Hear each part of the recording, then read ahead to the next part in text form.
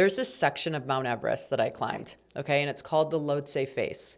And it is a 3,700 foot like outdoor Stairmaster, for lack of better words. And it is everybody's least favorite section of Everest. And so we knew this going in, and we're like, okay, we just have to grin and bear it. Or we don't.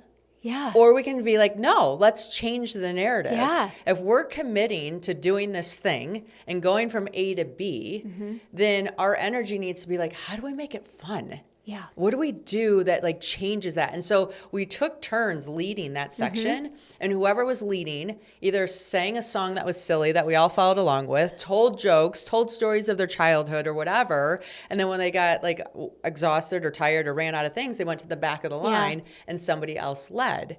And I think all of us can relate to having these monotonous, boring, hard things we have to do.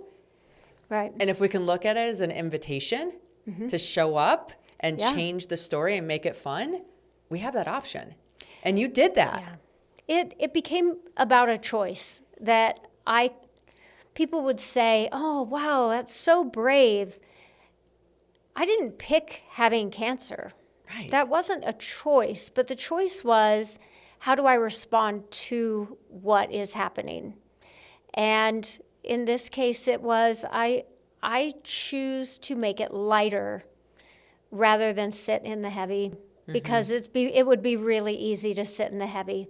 Yeah, and no one would blame you. No. Right? And so then you're like, okay, I can have this experience, Right. or I can choose, like you said, something different. I would think about who are bald characters I could dress up as, and there weren't that many.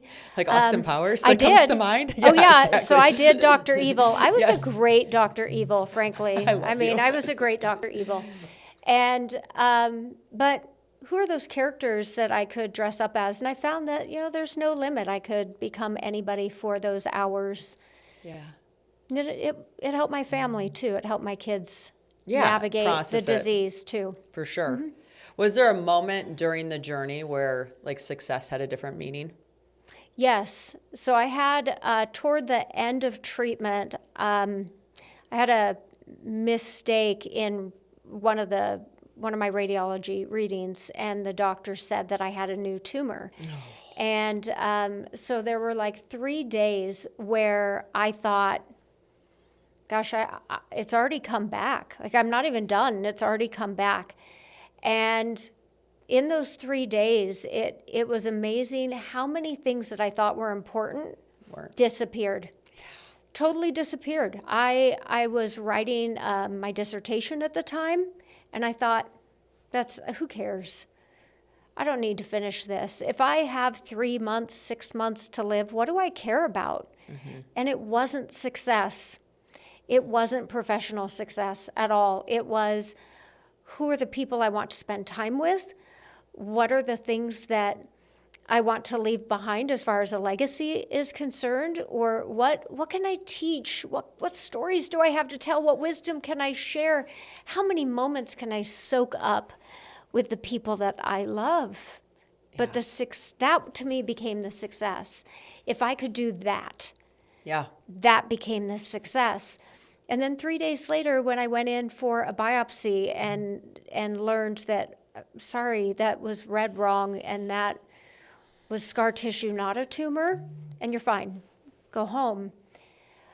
It was amazing how quickly those things that I had decided weren't important, how quickly they crept back in. Isn't that crazy? Like within a day, I was like, oh, I need to finish that paper. Within a day, those things crept back in. Yeah.